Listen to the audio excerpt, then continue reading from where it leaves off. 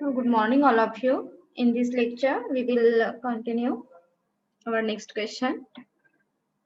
Methods of performance appraisal. In last lecture, we will discuss what is meant by performance appraisal, its feature, advantages and limitation. Right? So, आपल्याला clear असेल की performance appraisal म्हणजे काय.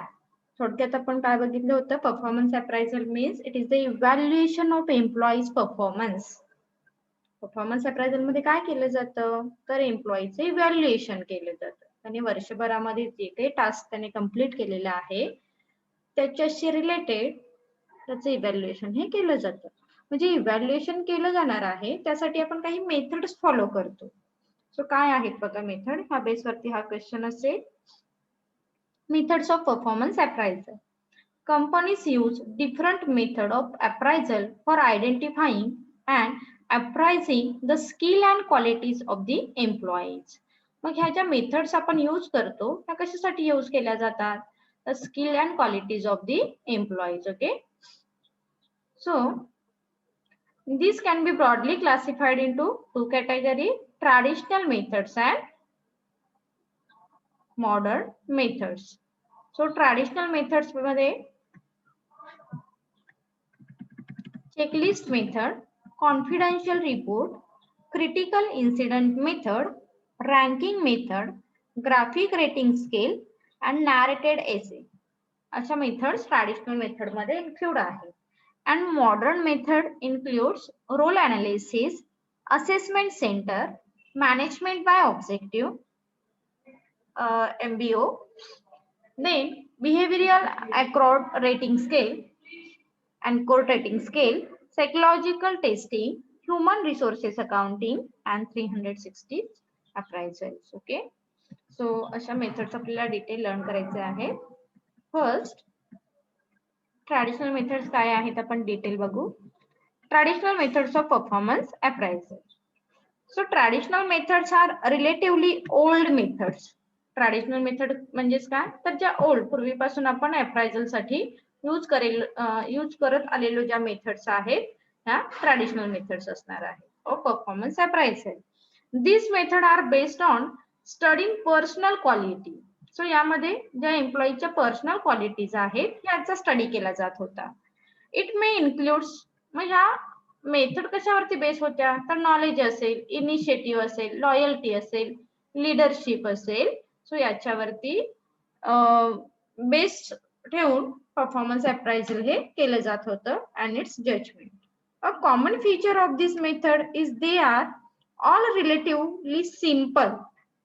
So ह्या ज्या method होत्या we can easily calculated और we can easily maintain. म्हणजे यामध्ये जास्त काही आपल्याला एक्सपेन्सेस पे वगैरे करावे लागत नव्हते and we can easily understood. आपण इझिली ते अंडरस्टूड सुद्धा करू शकत होतो. अशा ज्या मेथड्स होत्या ह्या ट्रॅडिशनल मेथड्स मध्ये इन्क्लूड आहेत. So first is a checklist method. So यासाठी आपण काही रिमार्क देतो आणि चेक करतो. सो काय आहे बघा checklist method. A checklist represent a set of question. म्हणजे इथे आपण काय करतो काही क्वेश्चन हे सेट करतो. A set of question about the employees and his behaviour. So एम्प्लॉईच्या बिहेवियरशी रिलेटेड आणि त्याच्या टास्कशी related we here prepare a specific number of question हे सेट केले जातात. This question are follow by checkbox. आणि यासाठी चेकबॉक्स दिले जातात आणि त्या चेकबॉक्स मध्ये आपण काय करतो तर टिक मार्क करतो. Okay. So by checkbox.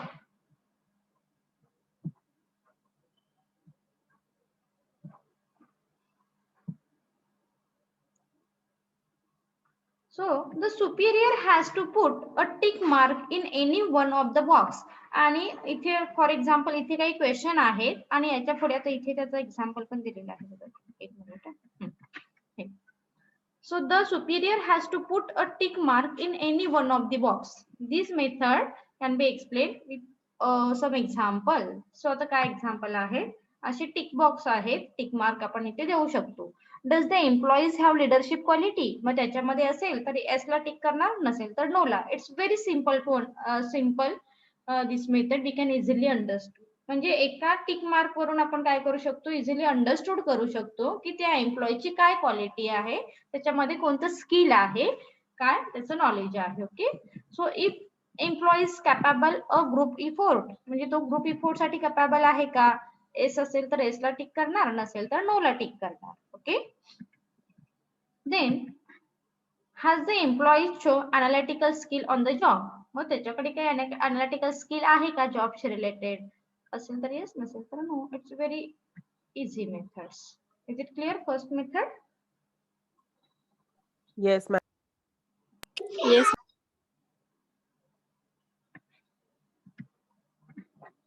Continue. त्याच पॉइंट मध्ये बघा.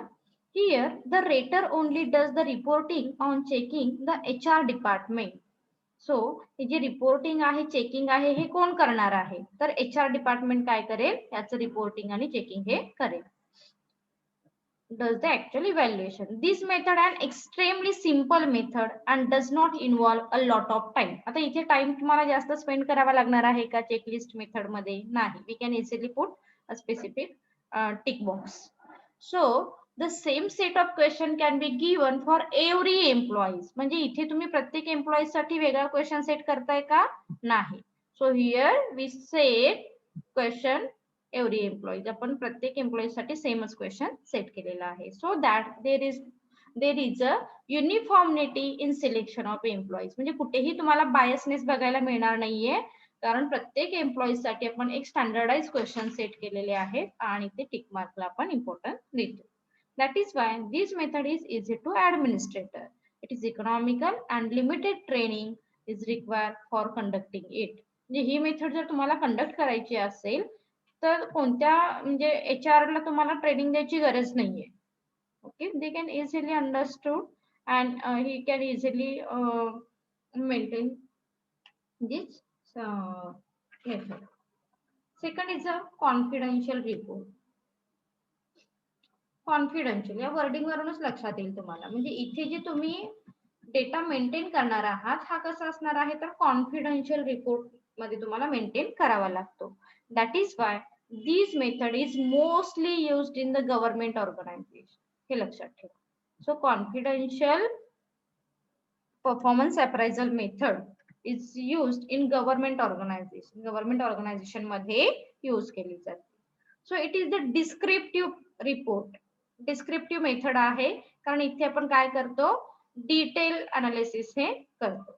So it is a descriptive report prepare generally at the end of the every year. वर्षाच्या शेवटी आपण हे काय करतो, परफॉर्मन्स अप्रायझल हे केलं जातं by the employees immediate Superior. Immediate म्हणजे काय, तर एक काय म्हणतो आपण सबऑर्डिनेटचा रिपोर्ट प्रिपेअर करायचा आहे, तर त्याच्या इमिजिएट सिनियर पर्सन कोण आहे, तोच पर्सन काय करेल, तर त्याच्याशी रिलेटेड रिपोर्ट हा मेंटेन करेल.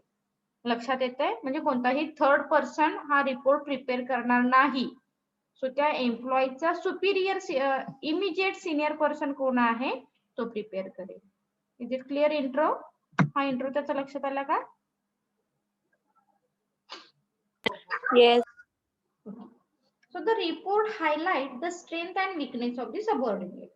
So the report is not data based. म्हणजे इथे काही तुम्ही डेटा बेस्ड असं मेंटेन नाही करून ठेवत. फक्त हा कॉन्फिडेन्शियल रिपोर्टचं इंटेन्शन काय आहे, here we highlight the strength and weakness of the employees. आपण त्या एम्प्लॉईचा स्ट्रेंथ आणि वीकनेस काय करतो, प्रिपेअर करतो. The impression of the subordinate are recorded. Impression म्हणजे त्याचं त्याच्या सिनियर पर्सन वरती कसं इम्प्रेशन आहे हे आपण इथे रेकॉर्ड करतो. So the report also give recommendation for future incentive और प्रमोशन. मग सिनियर पर्सन सांगेल की अरे हा तुला ह्या गोष्टी काय कराव्या लागणार आहेत, थोड्याशा चेंज कराव्या लागणार आहेत for the purpose of promotion किंवा काही इन्सेंटिव्ह जर तुला हवे असतील त्याच्यासाठी. सो थोडक्यात काय लक्षात ठेवायचं आहे, so confidential report is used in government organization. It is the descriptive method. This method includes काय असणार आहे, includes strength and weakness of the employees. This method prepared by senior person, immediate senior person. हे महत्वाचं असतं. Is it clear?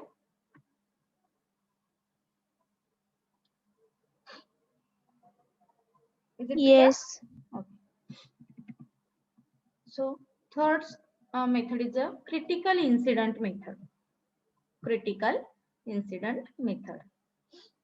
In this method, critical or important incident which have taken place on the job are noted down along with employees behavior and reaction in the all situation. म्हणजे तुम्हाला एक काय दिलेला आहे incidents आणि त्या incidents वरती त्या एम्प्लॉईची रिॲक्शन काय होते, त्या एम्प्लॉईचं बिहेवियर कसं होतं हे नोट केलं जातं. लक्षात येतंय? दॅट म्हणून याला काय म्हटलेलं आहे, क्रिटिकल इन्सिडंट. इन्सिडंट वरूनच एखाद्या सर्टन इन्सिडंट वरूनच तुम्ही त्या एम्प्लॉईजला जज करताय की त्याची रिॲक्शन कशी होती त्या इन्सिडेंट मध्ये, त्याचं बिहेवियर कसं होतं हे तुम्ही जज करताय. So both positive and negative incident are mention. आणि जे तुम्हाला इन्सिडंट त्या एम्प्लॉईजला हे करायचे आहे, दाखवायचे आहेत, ते पॉझिटिव्ह आणि निगेटिव्ह दोन्ही असणार आहे. So this is followed by an analysis of a person, his ability and talent. Then recommendation for the future incentive and promotion. So त्या एम्प्लॉईजला प्रमोशन मिळवण्यासाठी किंवा इन्सेंटिव्ह देण्यासाठी आपण ही मेथड यूज करतो. And in this method we judge person abilities talent. Okay. आणि overall त्याचं analysis हे केलं जातं पॉझिटिव्ह पॉईंट ऑफ व्ह्यू ने negative point of view. So पण इन्सिडेंट वरून त्याला जज केलं जातं. Is it clear? Yes. Yes. Yes. Next is ranking method. In this method, rank are given to employees based on their performance. म्हणजे आता इथे जशी सिंपल आहे, यामध्ये काही हार्ड नाही. इथे सिंपल रँक काय केले जातात, तुम्हाला दिले जातात तुमच्या परफॉर्मन्स वरून. There are different methods of ranking: simple ranking and paired ranking. So simple ranking, here the superior rank is subordinate on merit from the best or worst. म्हणजे तुमचा परफॉर्मन्स कसा आहे, बेस्ट आहे की वर्स्ट आहे याच्यावरून तुम्हाला रँक हा दिला जातो. जर बेस्ट असेल तर टॉप, फर्स्ट असेल तर low. It's very simple method, simple ranking म्हटलेलं आहे त्याला. Okay. So this method is easy to administrator. It is suitable when the number of employees is less. Okay. However, this method is give an idea of the position where an employee stand in his group. It does not tell anything about how much better or how much worse an employee is when compared to another employee. Further, there is no systematic procedure for the ranking employees in the organization. याला काही standard नाहीये. तुम्ही just best की worst, तर number of employees कमी असतील तर तुम्ही सिंपल रँकिंग मेथड ही चॉईस करू शकता. Paired comparison. In this method, each and every person in the group is compared with every other person in the group. आता paired ह्या वर्डिंग वरूनच तुमच्या लक्षात आलं असेल. तर एका एम्प्लॉईजला त्याच्या ग्रुपमध्ये असलेल्या प्रत्येक एम्प्लॉई सोबत जज केलं जातं, कम्पेअर केलं जातं. That means paired comparison method. Okay. So this comparison is made on certain criteria and final rank are given. आणि मग तुमचं कंपॅरिझन सगळ्यांसोबत करून तुम्हाला एक फायनल रँक हा दिला जातो. म्हणजे सपोज तुमच्या ग्रुपमध्ये जर 10 एम्प्लॉईज असतील तर त्या 10 एम्प्लॉई मध्ये तुझा नंबर बाबा कितवा आहे, की तू 1-2 नंबरला बेस्ट आहेस, फर्स्ट नंबरला आहेस, लास्ट नंबरला आहेस, what ever. Okay. This is called the paired comparison method. Is it clear? Yes. Yes. The next is the graphing rating scale. आता इथे ग्राफ दिले जातात specially. So graphing rating scale refers to using specific factor to appraise people. So these includes quality of work, quantity of work, dependability, initiative, attendance, attitude, etc. etc.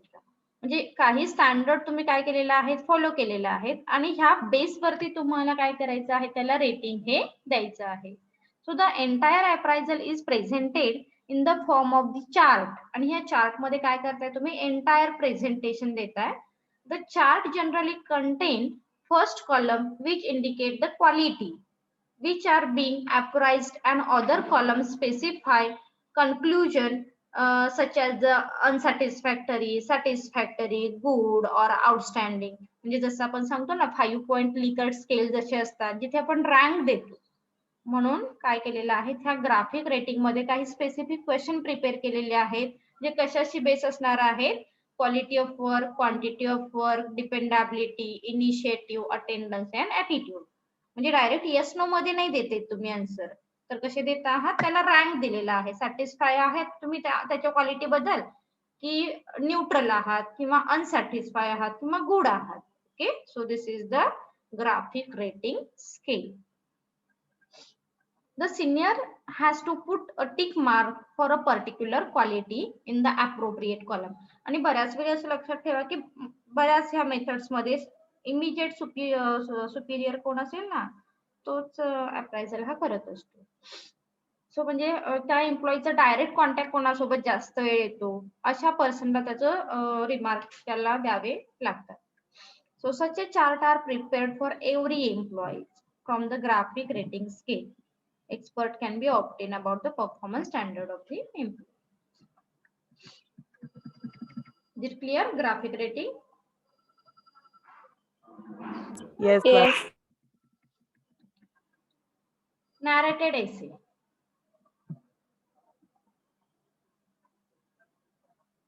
So this is non-quantitative techniques of evaluation. आता बऱ्याच वेळी objective असे विचारले जातात की quantitative कोणते आहेत, qualitative कोणते आहेत.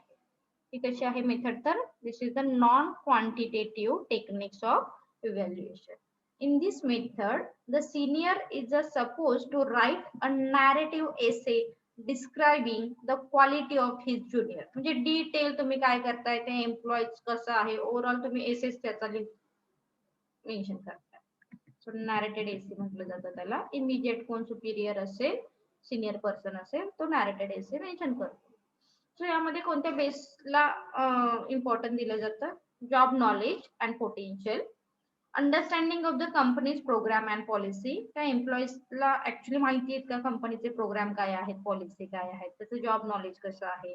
Then relation with co workers and superior, त्याचं रिलेशन कसं आहे, त्याचा स्ट्रेंथ पॉईंट, त्याचा वीक पॉईंट काय आहे, अनालिटिकल ॲबिलिटी कशी आहे, general planning, organisation and controlling ability, attitude and perception, etc. etc. So the narrative essay end with the recommendation for future promotion or for future incentive. So generally जो काही तुम्ही description त्याचं दिलेलं आहे ह्या सगळ्यावरून मग तुम्ही एका लास्ट पॅरामध्ये त्याला काही रिकमेंडेशन सुद्धा दिले जातात. Okay, is it clear? Yes, ma'am.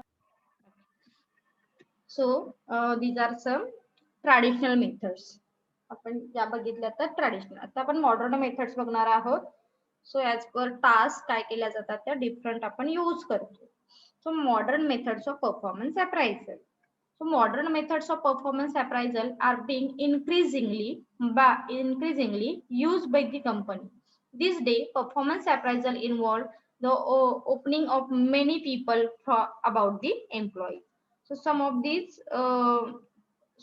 methods are based on the psychological test or analytical ability, etc. etc. Basically psychological जास्त आहेत. काय आहे बघा. फर्स्ट आहे role analysis. The role analysis method involve two parties. Role आता कोणताही role play करायचा आहे म्हणजे ऑब्वियस यामध्ये काय असणार आहे तर टू पार्टीज ह्या इन्क्लूड असणार आहे. That is the focal role and the role set members. जो सेट केलेला आहे तो एक मेंबर आणि फोकल रोल हा असेल. The focal role is the ratee. Focal role कोणाचा असणार आहे तर रेटीचा असेल. So he is the manager whose perform is appraised. The role set member are the raters. आणि जो रोल ज्याचा बद्दल रोल सेट केलेला आहे हा रेटर्स असतो. सो रेटी कोण आहे आणि रेटर कोण आहे. फोकल रोल ज्याचा आहे तो रेटी आहे आणि रोल सेट मेंबर जो आहे तो रेटर आहे. They are the manager who come in the close contact with the focal role while he is doing his job.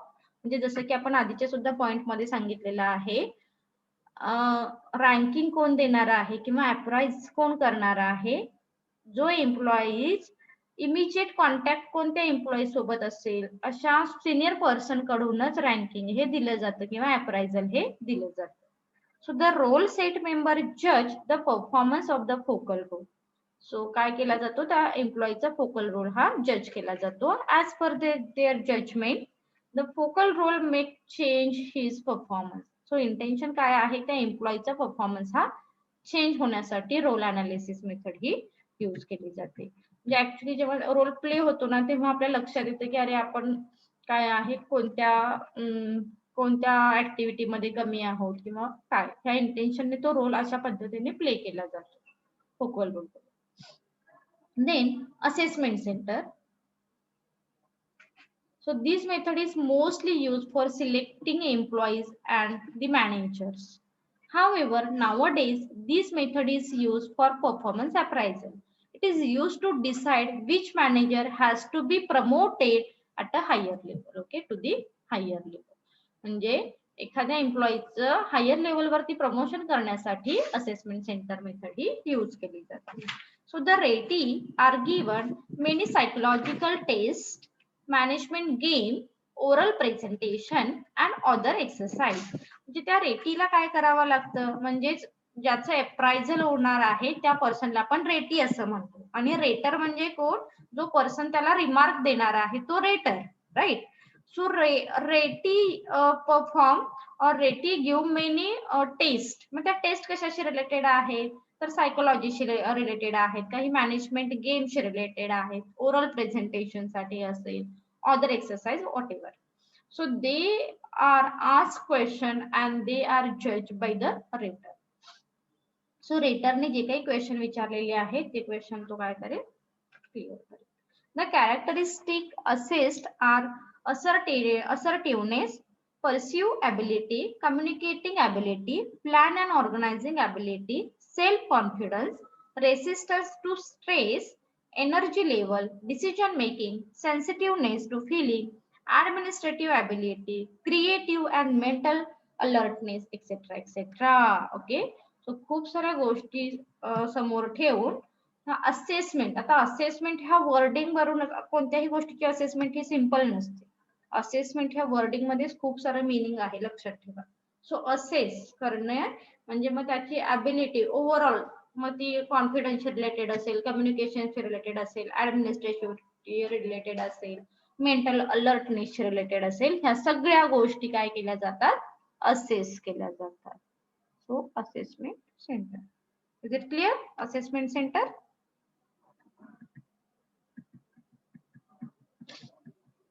Yes. Yes. So third is a management by objective. Management by objective already तुम्ही learn केलेली आहे concept, MBO. So widely used approach to perform appraisal is called management by objective. So this concept introduced by Peter Drucker in 1954. आपण management मध्ये already learn केलेला आहे. Peter ड्रकरने management bye objective, ज्यामध्ये गोल jointly set केले जातात. Okay, एम्प्लॉईजला participate करून घेतलं जातं डिसिजन मेकिंग मध्ये, त्यासाठी मॅनेजमेंट बाय ऑब्जेक्टिव्ह मेथड ही यूज केली जाते. It is a process whereby the employees and superior come together to identify common goals. The organizational goals are well individual goals. Okay, म्हणजे goals are set jointly असं आपण learn केलेलं आहे. So the process is an under, मग त्याचं जे जज, त्याला जे जज केलं जातं मॅनेजमेंट बाय ऑब्जेक्टिव्ह प्रोसेस मधून, ते कसं आहे बघा. The superior and subordinate managers jointly fixed common objective, right? The joint make plan for achieving the objective. The subordinate manager implement the plan. The actual performance of the subordinate manager is compared with the objective and deviation are found out. Establish new goals and strategy for goals not achieved. म्हणजे ज्यावेळी त्याला तो goals set करून दिलेला आहे jointly, त्याने तो achieve केलेला आहे का नाही, ह्या गोष्टी काय करता तुम्ही, जज करता किंवा त्या आयडेंटिफाय करता. किंवा जे goals and objective commonly set केलेले आहेत त्याबद्दल त्या एम्प्लॉईजने कसं प्लॅन केलेले आहेत, त्याचे ऑब्जेक्टिव्ह काय आहेत, त्याने कोणत्या स्ट्रॅटेजी तिथे रन केल्या होत्या, त्या पॉइंट ऑफ व्ह्यूने त्याला जज केलं जातं. So MBO is a good method of performance appraisal as the subordinate are involved in their appraisal. म्हणजे सबऑर्डिनेट ऍक्च्युली त्या अप्रायझल मध्ये काय असणार आहे तर इन्व्हॉल्व असणार आहे, कारण ही कशी मेथड आहे तर जॉईंटली आहे. Okay. So next is a bard method म्हणून फार फेमस आहे ही BARS method. So that means behavioural encode rating scale. Behavior and code rating scale.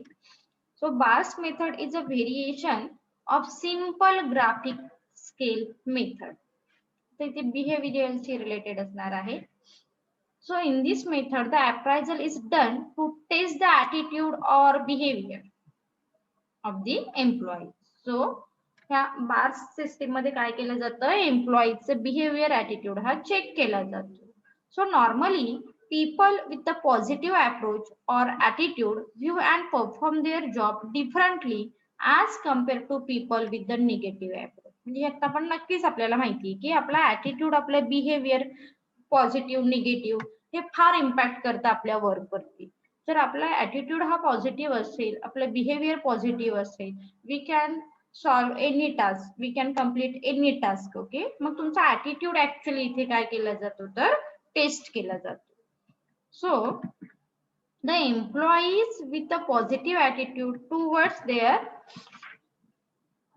job continuously try to upgrade their knowledge and skill.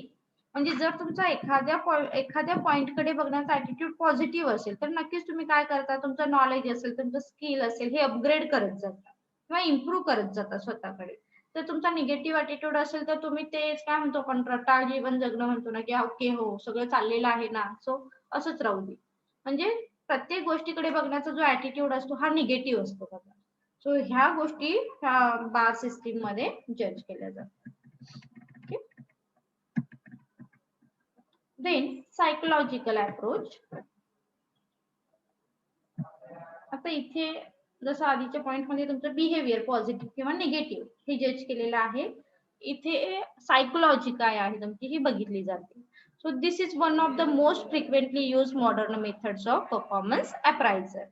So these appraisal are more directed to assess employees' potential for a future performance rather than past. It is done in the form of in-depth interview. हे महत्वाचं. Psychological test and discussion with the supervisor and review of other evaluators evaluation. So इथे actually तुमची psychological appraisal जर करायचं असेल तर असंच आपण एक दोन क्वेश्चन त्याला विचारलेले आहेत किंवा वर्षभर ऑब्झर्व करून त्याला रिमार्क दिलेले आहेत असं नाही होत. तर यासाठी काही बऱ्याच वेळ त्याची इनडेप्थ इंटरव्ह्यू सुद्धा घेतले जातात. सायकोलॉजिकल टेस्ट काही त्याच्याशी बेस त्याला काही क्वेश्चन विचारले जातात, त्याच्यासोबत काही डिस्कशन केलं जातं आणि मग त्याचं अप्राइज हे केलं जातं. Then here clinically approved psychological tests are conducted to identify and appraise the employees. It is more focused on employees emotional, intellectual, motivation and other personal characteristics affecting his performance. मग बऱ्याच वेळी असं असतं की एम्प्लॉईच्या काही पर्सनल असतं, म्हणजे emotional गोष्टी त्याच्या वर्क वरती इम्पॅक्ट करत असतात बघा. मग त्या कोणत्या आहेत हे आधी त्या कंपनीला माहित असणं महत्वाचं आहे. मग त्या इंटलेक्च्युअल काय आहे, मोटिवेशनल कोणते फॅक्टर आहेत, या एखाद्या मोटिवेशनल फॅक्टर वरून एम्प्लॉईचा जास्त परफॉर्मन्स हा इम्प्रूव्ह होऊ शकतो. सो क्लिनिकली टेस्ट करून काय केली जाते, ही जी मेथड आहे ही यूज केली जाते. A feedback is given to the employees and areas of improvement are identified. And next is a human resource accounting. Human resource accounting measure the performance of employees in terms of cost of contribution. The cost include the cost of recruitment, selection, induction, training, salary, and other facilities, etc. So contribution in the money value of the service of the employees. This service is measured by the labor productivity. So if the contribution is more than the cost, the employee's performance is positive and vice versa. म्हणजे नक्कीच आपल्याला माहिती आहे की accounting मध्ये शेवटी आपण काय बघतो वेगळं, की जर एखाद्या एम्प्लॉईज वरती आपण किती एक्सपेन्सेस पे केलेले आहेत आणि त्याच्याकडून कितपत आउटपुट आपल्याला मिळालेलं आहे. लक्षात येत आहे?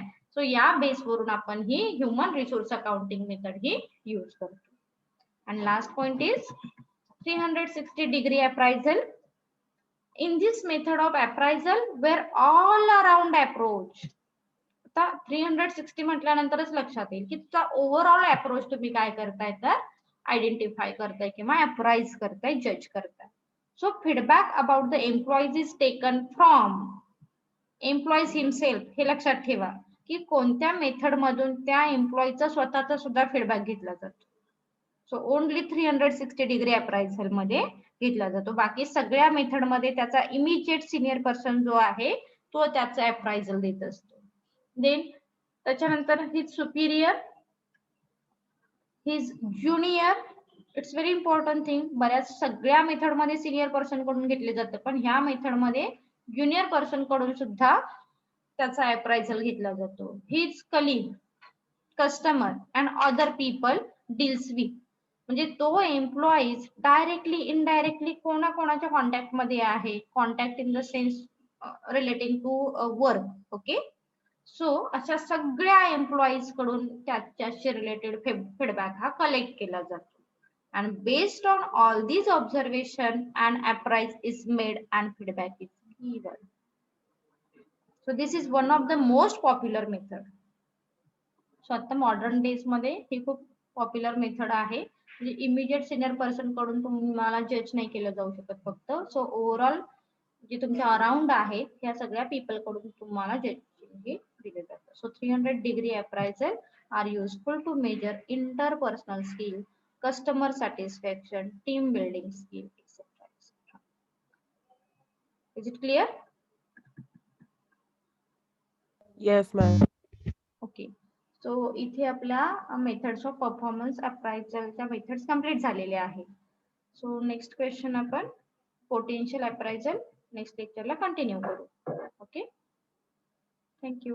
मेथड्स लक्षात येतील का? कारण फार महत्वाचा क्वेश्चन आहे.